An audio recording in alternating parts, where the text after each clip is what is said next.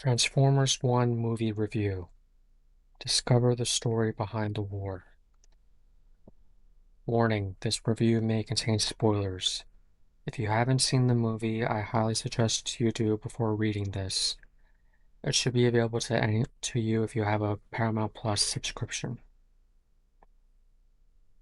Even though I consider myself a fan of the Transformers franchise, I do not consider myself an expert on it, nor do I consider myself a purist. Everything I learned about Transformers, I basically learned from the Michael Bay movies. And there are also these two video games, War for Cybertron and Fall of Cybertron, that I used to play on the Xbox 360. I look back on those games very fondly, and I hope one day they get remastered for today's consoles. I highly doubt it, but I hold out hope. Transformers 1 is a prequel that was placed before the war between the Autobots and Decepticons. It shows how Orion Pax became Optimus Prime, leader of the Autobots, and D-16, aka Megatron, became leader of the Decepticons. In the Michael Bay movies, they alluded to the idea that Optimus and Megatron were once brothers before they were enemies. In this universe, they are not brothers, but they are shown to be best friends. One of the things I love about this movie that you don't really get about the Michael Bay movies is the immense amount of world building that went into making this version of Cybertron. The story that we're told is that from the begin, the story that we're told from the beginning of the film is that eons ago, the father of the Transformers, the Almighty Primus, gave his life by transforming into the planet Cybertron. For generations, the planet was led under the wise counsel of the Primes, until they all perished in the war against the Quintessons, and Sentinel Prime was the only one that survived, or so it seemed. But the day the Primes fell is the day the Matrix of Leadership disappeared, and with it the planet's entire supply of energon dried up.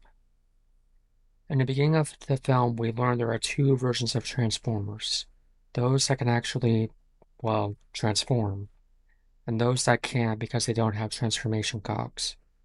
Because they can't transform, the cogless ones are seen as lesser beings. They are also the ones responsible for mining the remaining energon. That is where we are introduced to Orion Pax and D-16.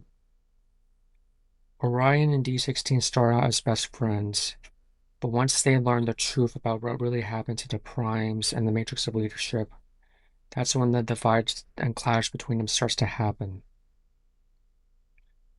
So they find a cave, and inside one of the caves, it's important, so in this next bit, one of the Primes, Alpha Trion, was deactivated but is still alive. And this is where the next bit of information comes from. Sentinel was originally an advisor and an aide to the Primes until he gave them the coordinates of a Quintesson hideout. The Primes decided to take them on themselves, which led to an ambush by the Quintessons. They were greatly outnumbered but still stood their ground. The, the battle was all but won until they were all betrayed and killed by Sentinel. But there was one thing that Sentinel didn't count on. When he tried to take the Matrix of Leadership for himself, it disintegrated. The Matrix can only be given to whoever Primus himself deems to be worthy, and Sentinel Prime clearly was not. We also learned that every Transformer on Cybertron was given a transformation cog, but they were all removed by Sentinel before they were even programmed. Once our main characters learn the truth, this is where Orion and D-16's personalities and ideologies start to clash. All Orion wants is to expose Sentinel Prime as the fraud and traitor he is. But D-16 doesn't want to stop there. He wants to kill him, and he actually does. Tear Sentinel Prime in half with his bare hands, just like he did the Jazz in the Michael Bay movies.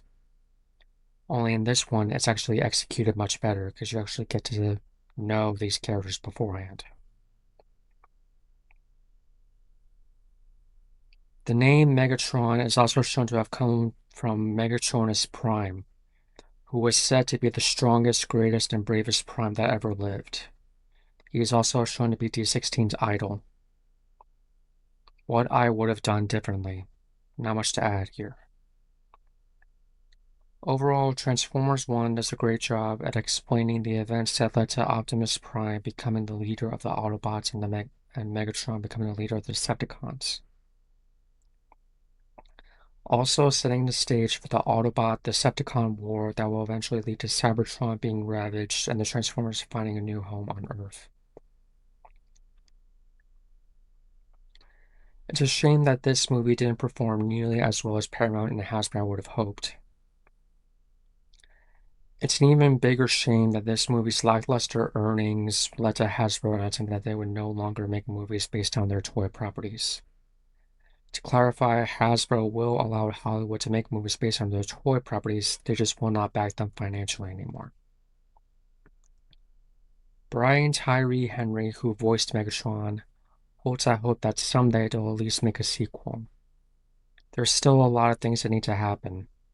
In most of the Transformers things I've seen, B-127, aka Bumblebee, is the Autobot that can't speak once he gets to Earth because his voice processor, or whatever they call it, was severely damaged in battle. That's why he can only speak through the radio in various songs and pop culture references in the Michael Bay movies. In this movie, he is able to talk, and he is such a chatterbox because he's so happy to have other people to talk to in his life because it hasn't happened yet. I hope someday that a sequel gets made at the very least for this movie too.